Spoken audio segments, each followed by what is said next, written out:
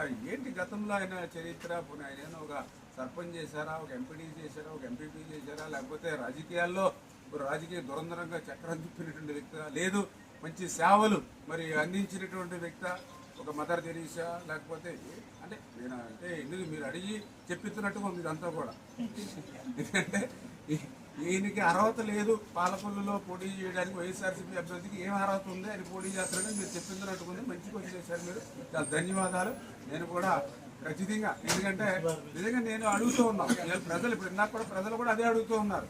ఈయనకి ఏ అర్హత, ఇప్పుడు పేదలు సత్యనారాయణ గారు ఎస్ ఆయనకి రైట్ ఉంది, ఇవాళ ఆచంటో కాదు, ఆయన రాష్ట్రంలో ఎక్కడైనా పోటీ చేసేటువంటి రైటు ఆయనకు ఉంది. ఉభయ గోదావరి జిల్లాలో ఎక్కడైనా పోటీ చేయొచ్చు, ఎందుకంటే ఆయన పేరు కానీ ఆయన ఫోటో కానీ అందరికీ తెలుసు.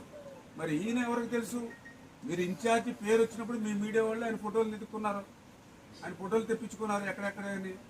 మీరు నెట్లో ఎత్తితే దొరకలేదని మీ వాళ్ళు చాలా మంది చెప్పారు. ఈ ఫోటో